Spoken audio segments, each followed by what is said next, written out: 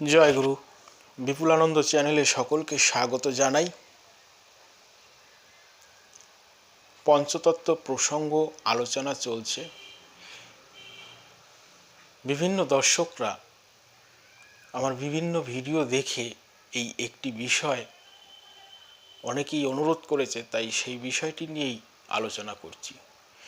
সেই বিষয়টি হচ্ছে যে পঞ্চতত্ত্ব আমাদের মানবদেহে উদয় হয় বা চলছে, এর পর্যায়ক্রমটা নিয়ে একটু আলোচনা করতে বলা হয়েছে।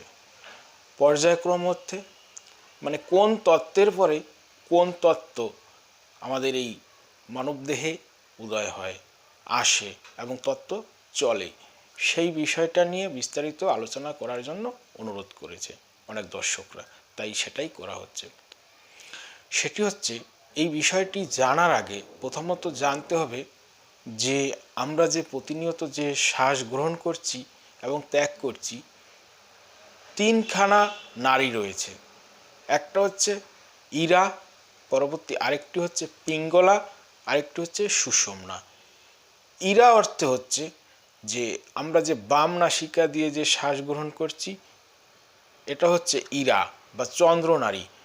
আর যে ডান নাসিকা, সেটি হচ্ছে পিঙ্গলা অর্থাৎ সূর্য নাড়ি। তো যখন দুটো নাসিকা ছিদ্র দিয়ে সমানভাবে বায়ু প্রবাহিত হবে, তখন হচ্ছে সুষুম্না নাড়িতে আমাদের জীবনবায়ু অবস্থান করবে। তো সেই ক্ষেত্রে যখন পিঙ্গলা নাড়ি অর্থাৎ ডান নাসিকায় যখন আমাদের দম অর্থাৎ শ্বাস প্রশ্বাস চলবে, সেই সময় যে পঞ্চতত্ত্বের পর্যায়ক্রম সেটা হচ্ছে এই রূপ। ডান নাসিকা অর্থাৎ এই নাসিকায় যে শ্বাস প্রশ্বাস চলে, এই নাসিকাকে কিন্তু সূর্য নাড়িও বলা হয়। কারণ এই নাসিকা দিয়ে যখন আমাদের শ্বাস প্রশ্বাস প্রবাহিত হবে, সেই শ্বাস গরম হবে।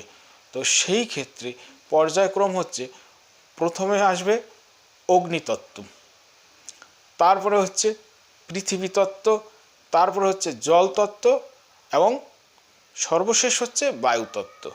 এইবার যখন এক নাসিকা থেকে আরেক নাসিকায় পরিবর্তিত হবে, যেমন পিঙ্গলা নাড়ির থেকে যখন ইরা নাড়িতে যাবে, তার পরবর্তীকালীন সময়ে মধ্যবর্তী সময়ে কিন্তু সুষুম্না নাড়িতে কিছুক্ষণ অবস্থান করবে। আর আকাশতত্ত্ব না ইরা নাড়িতে না পিঙ্গলা নাড়িতে, একমাত্র যখন সুষুম্না নাড়িতে আমাদের জীবনবায়ু অবস্থান করবে, তখনই হচ্ছে আকাশতত্ত্বর উদয় হবে। আর এই সময়কালেই হচ্ছে আমাদের দেহ সাধনার মূল বিষয়, মূল সময়, মূল ক্ষণ। এই সময় যারা বিভিন্ন আধ্যাত্মিক দেহ সাধক, তারা এই সময় তাদের বিভিন্ন সাধন করেন এবং তারা সর্বদাই তাদের যে দম, তাকে সবসময় সুষুম্না নাড়িতে অবস্থান করানোর চেষ্টা করেন এবং অবস্থান করানোর যে কৌশল বা সাধনাগুলো অবলম্বন করেন।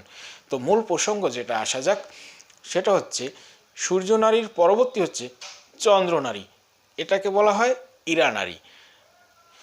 তো এই নাসিকা দিয়ে যখন আমাদের জীবনবায়ু প্রবাহিত হবে, তখন হচ্ছে এই নাসিকার থেকে নির্গত যে বায়ু, সেটা হবে তুলনামূলকভাবে শীতল।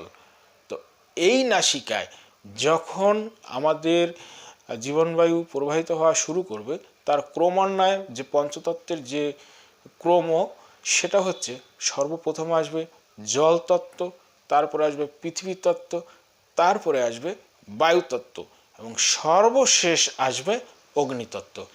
এটা হচ্ছে আমাদের যে পঞ্চতত্ত্ব, পঞ্চতত্ত্বের বিভিন্ন পর্যায়ক্রমে আমাদের এই দেহে যে অবস্থানকালীন সময়, সেই বিষয়, এই বিষয়টি নিয়ে আলোচনা করা হলো।